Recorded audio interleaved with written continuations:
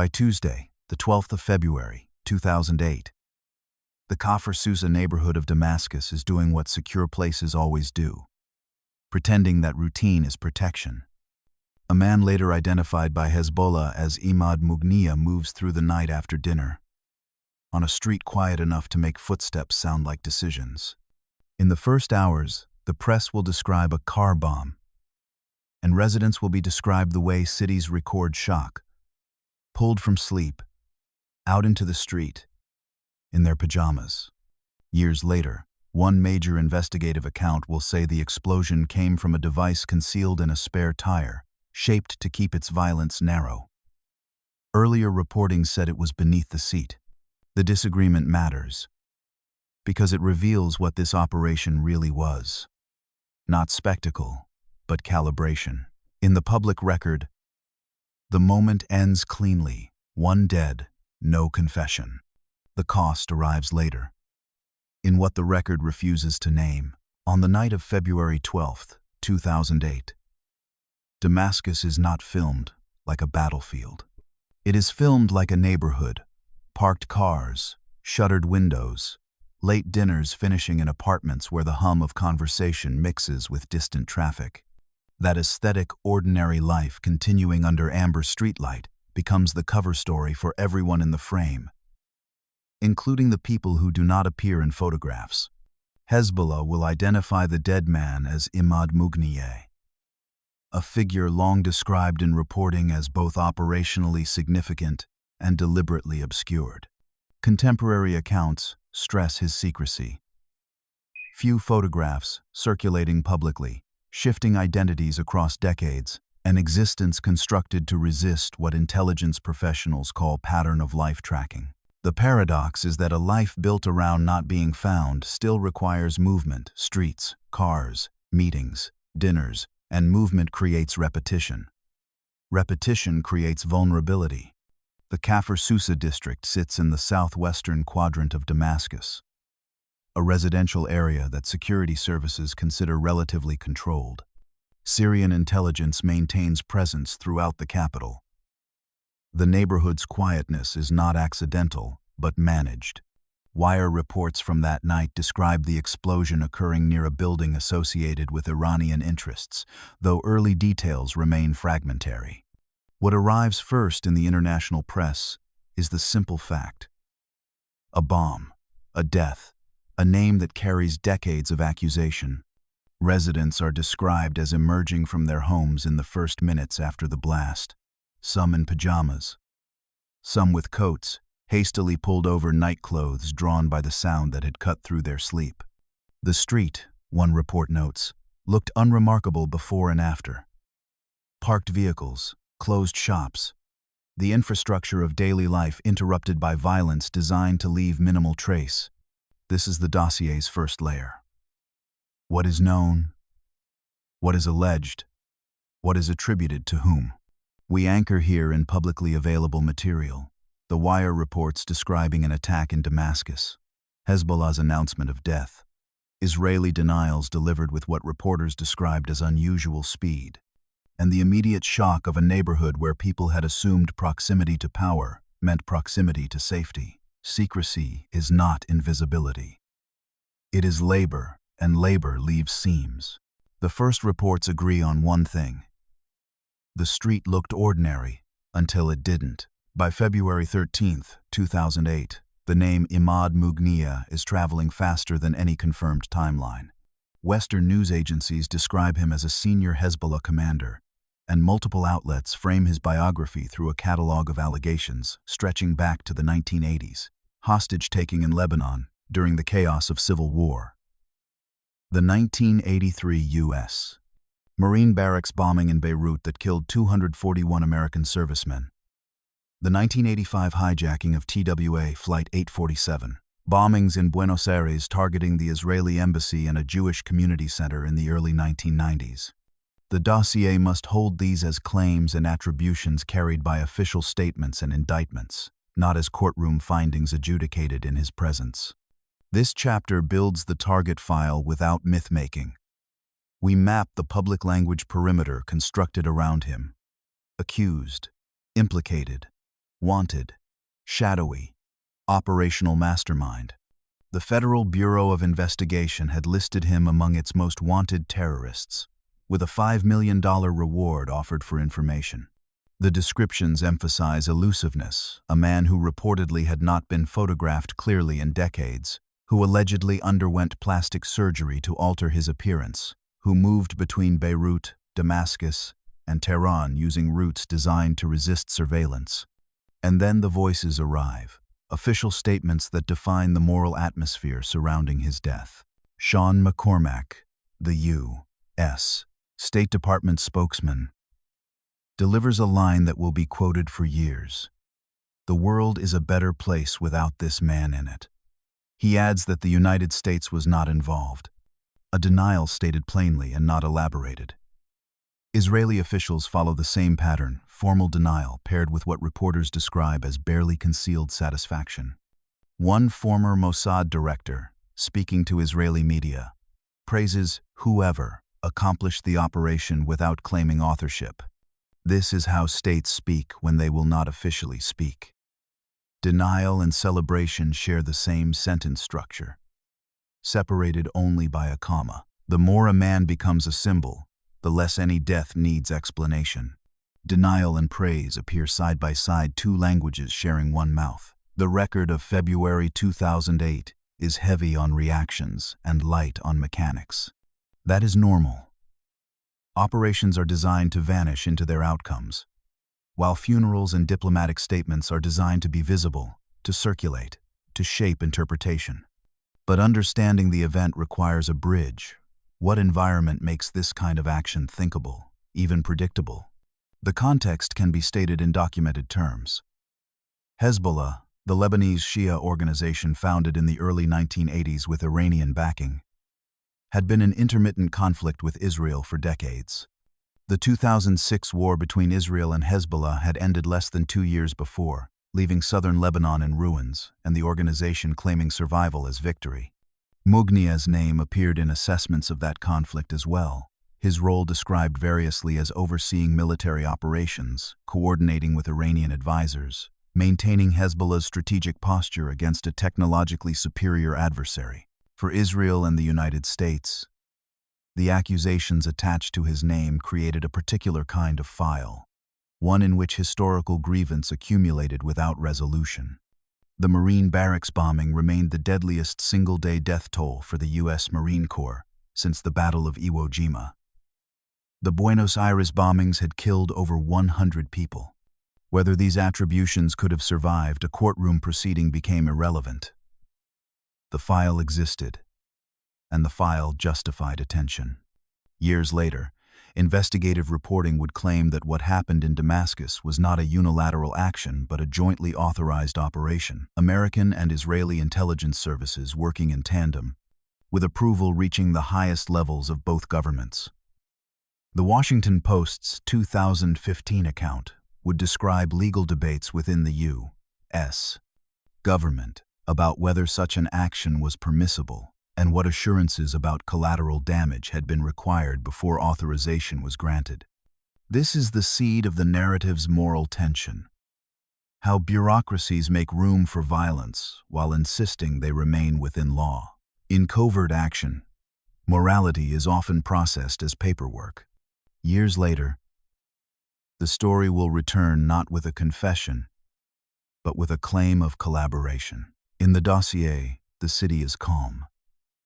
In the margins, something is already being justified. In the aftermath reporting, one consistent detail emerges across sources. Mughniya's low visibility was not merely a precaution, but a defining characteristic of his professional life.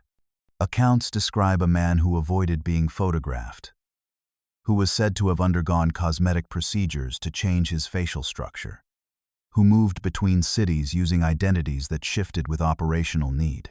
This is compartmentalization elevated to a survival discipline and also, the documentary notes, a psychological condition that shapes how a person inhabits the world. He was born in 1962 in the southern suburbs of Beirut, an area that would later become Hezbollah's heartland. His early biography is contested. Some accounts trace his involvement in armed factions back to the late 1970s.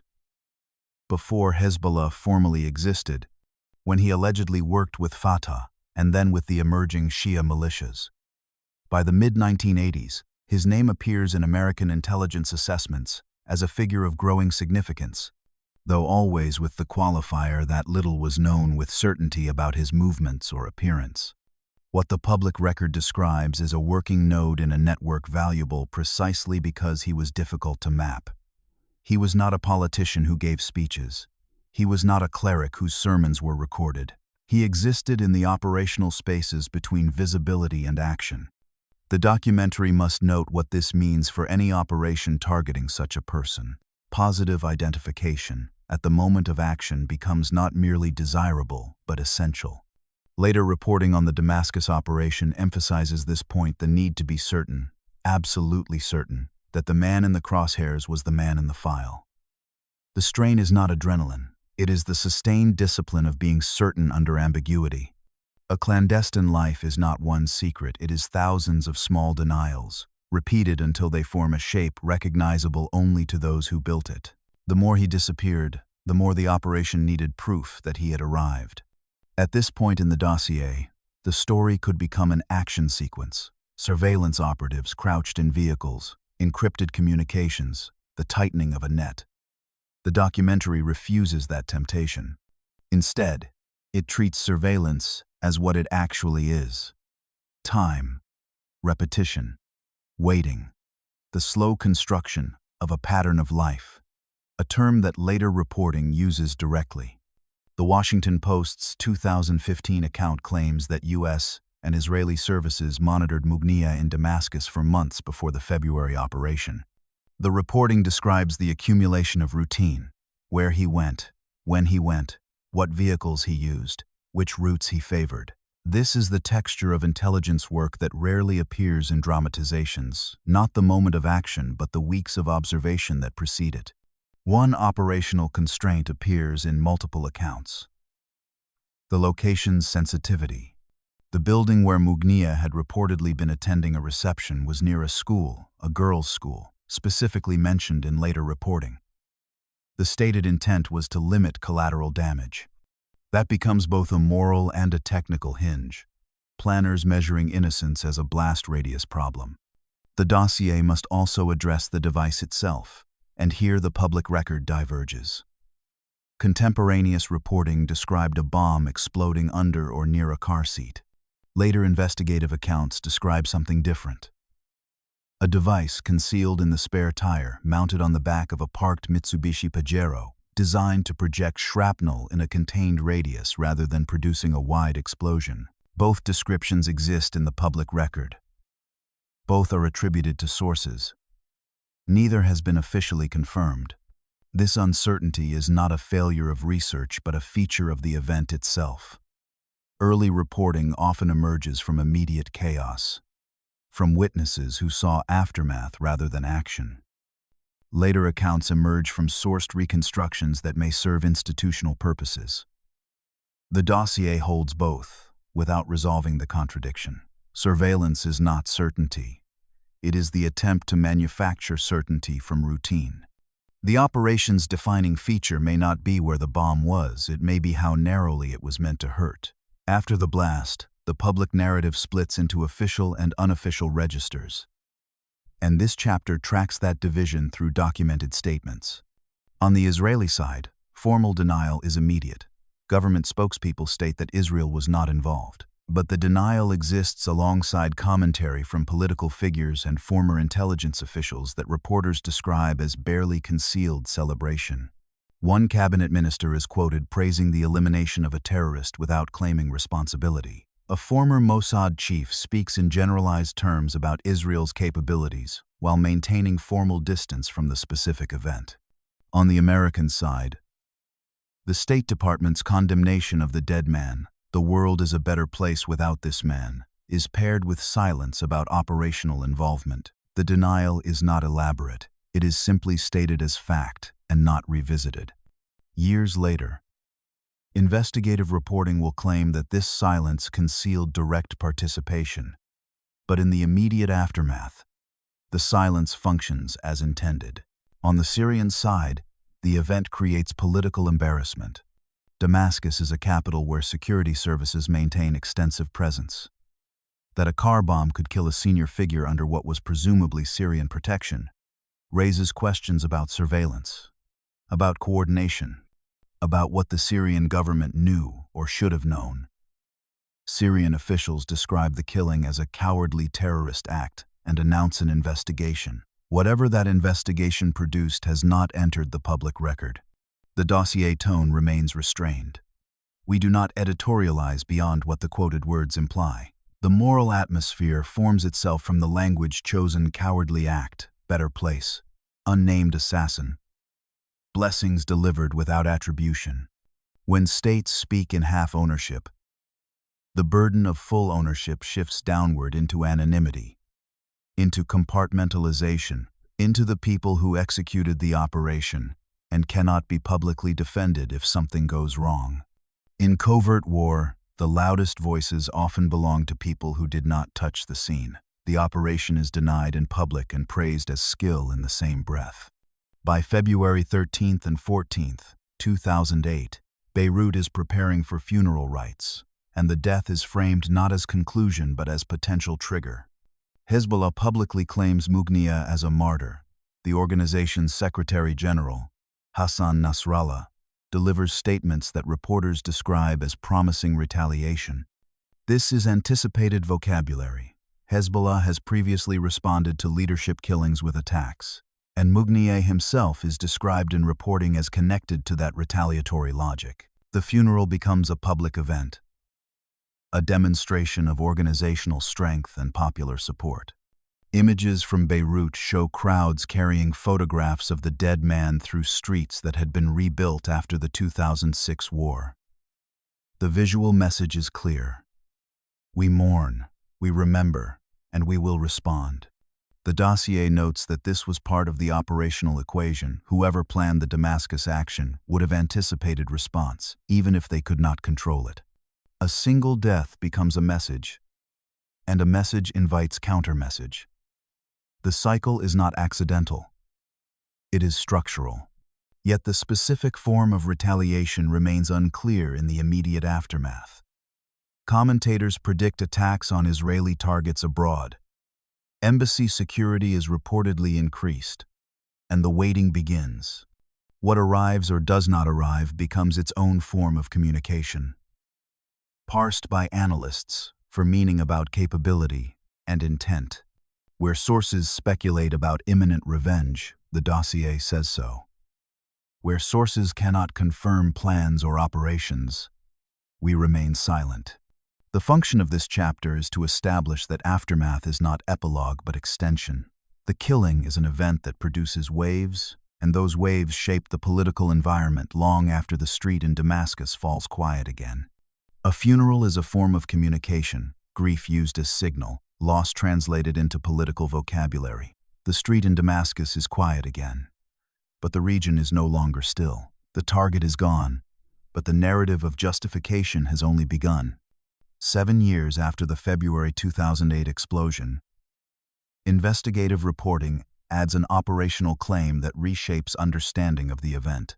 The Washington Post's 2015 account, citing former U.S. officials, describes a device engineered and repeatedly tested to contain harm to a tight radius.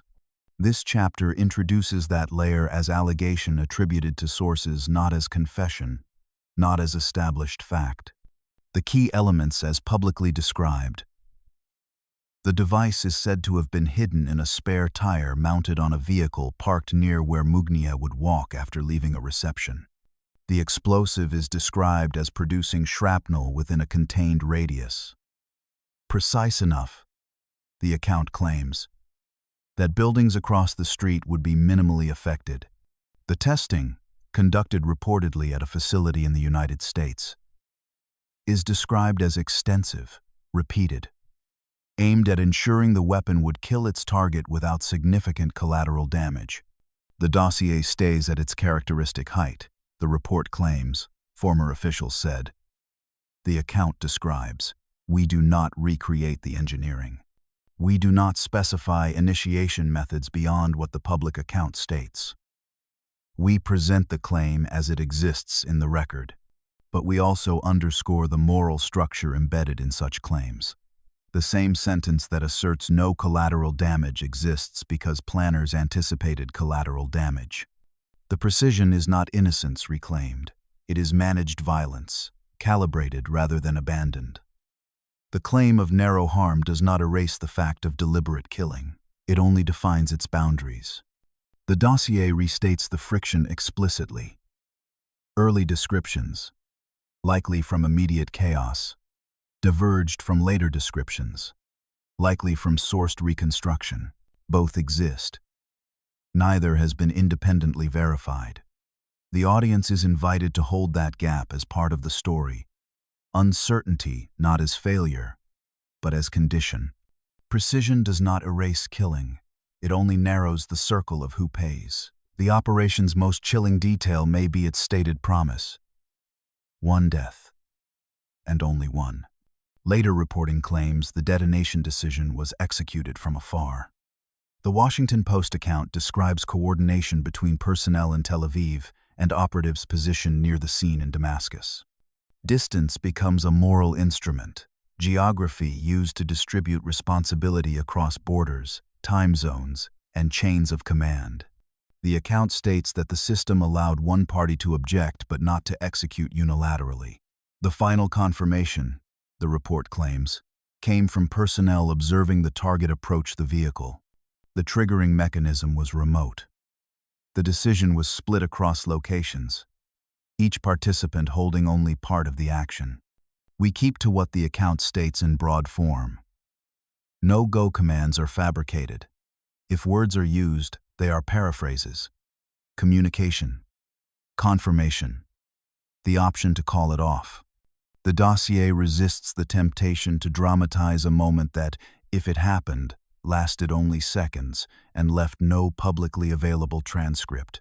The operational necessity of identification appears again here. The Guardian's reporting from the night of the blast describes a body covered with a sheet after the explosion, ambulances arriving to a scene already cordoned. Other coverage describes the uncertainty in the first hours. Was it him? Who else was hurt? What was the intended target? That lag between event and public naming underscores how crucial identification must have been in the planning phase. If the wrong person died, the operation failed. If the right person died but others died too, the operation's moral claim collapsed.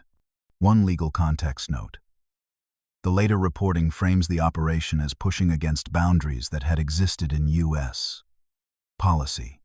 Scholars cited in the Post's account criticize car bombing as a method, describing it as inherently indiscriminate, regardless of technical refinements. This is not argued. It is presented as part of the dossier's file on consequence. Distance makes action easier and complicates the sleep that follows. Even when the record stays silent, the button is far away. The consequences are not. We return to the night itself. Tuesday, the 12th of February, 2008, Kafr Sousa, Damascus. We do not pretend to know what no source records. No footsteps are invented. No glances imagined. We describe only what public accounts support. He had attended a reception celebrating the anniversary of the Iranian Revolution, held at a building associated with Iranian interests. He walked toward a vehicle afterward. The street was quiet in the way residential streets are quiet after dinner hour. A device exploded. He died. The blast was limited enough that early reporting emphasized the small scale. One death, one vehicle destroyed. Surrounding structures damaged but not collapsed. Residents emerged in pajamas, in hastily grabbed coats to find a scene that was violent but contained. We incorporate what is actually documented. Wire reports describe Syrian security forces arriving quickly, cordoning the area, removing wreckage. Photographs published afterward show a damaged vehicle, debris on pavement, the forensic residue of an operation designed to vanish as quickly as its violence could permit. The chapter addresses the title's contested detail with disciplined precision. At least one contemporaneous account described the bomb exploding at or under the car seat. Later investigative reporting describes the spare tire device. The dossier presents both as reporting without resolving into certainty. The placement matters because it shapes the narrative. A seat bomb suggests proximity, perhaps the target's own vehicle. A spare tire device on a parked vehicle suggests remote placement, prior positioning, a trap waiting to be walked into. Both stories can be told from the available material. We close on the operation's quietest fact. No state publicly claimed it at the time. No announcement, no acknowledgement, only a death, and the silence that followed before the statements began.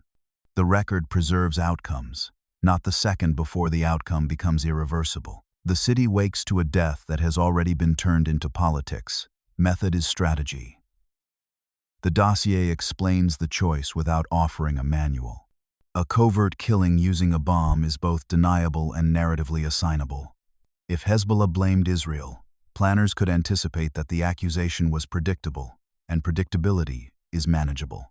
If Israel denied, that denial could coexist with the satisfaction expressed by officials who maintained they were not speaking about this specific event. The public argument becomes part of the operation, not separate from it. Later reporting claims that U.S. officials viewed Mugnieh as a continuing threat and relied on a self-defense rationale. The authorization, the account states, was processed through legal channels within the U.S. Government briefings to congressional leadership. Legal memoranda justifying the action. Assurances about collateral damage. This is covert action wrapped in procedural legitimacy, violence mediated through paperwork. The dossier juxtaposes this with the legal scholars' criticisms that appear in the same reporting. Car bombing, some argue, violates long-standing rules because it cannot truly discriminate between combatant and civilian, regardless of how carefully the explosive is shaped. The result is not resolution but tension held in balance, the claim of precision contested by the claim of inherent indiscrimination. We also show how the controlled radius narrative functions politically. It is presented as restraint, as professionalism, as a claim to ethical superiority over indiscriminate violence. The dossier does not endorse that framing. It simply shows it as rhetoric attached to a killing. The distance between description and justification is measured in words, not meters. The region's longer pattern assassination followed by retaliation, killing followed by killing forms the background. This death takes its place in a sequence that extends before and continues after.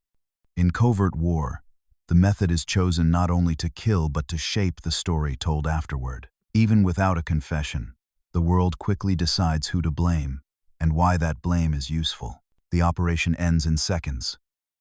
The argument about it lasts for years.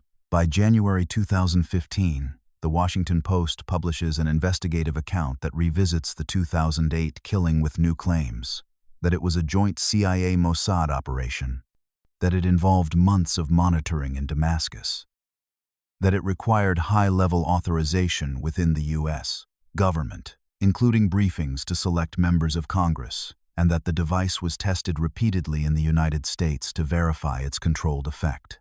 This chapter treats that reporting as a second dossier layer more detailed than the 2008 haze, still not a confession.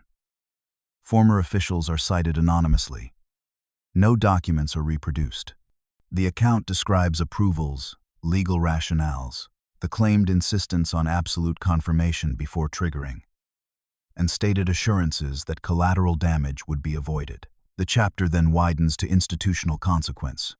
If the report is accurate, it reveals an evolution in American policy. A reluctance about assassination that had characterized earlier decades, giving way to what the account describes as a broader lethal reach, justified by self-defense theories applied beyond declared war zones. The drone programs that would become publicly controversial in later years share genetic material with this operation, at least in how they were authorized and defended. The vehicle component seat versus spare tire becomes more than hardware. It becomes the object the narrative fights over.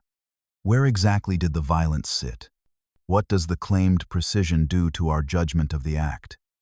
These questions cannot be answered because the answers would require evidence that remains classified or contested. 7 years later, the file does not close. It merely adds pages. Time does not clarify morality. It only adds paperwork and new sources. When the file reopens, it does not bring closure. It brings a new kind of uncertainty. We end where we began. Not with triumph, not with moral clarity, but with an image stripped of the innocence it might once have claimed. The street in Kafr Sousa is still a place where people live, cars parked under streetlights, windows lit in the evenings, the rhythms of dinner and sleep continuing as if routine were protection. The dossier gathers its unresolved threads.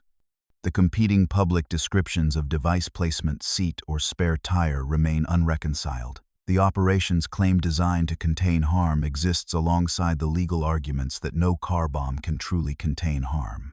The denials and praise that allowed responsibility to float between states and agencies, never landing firmly enough to require defense.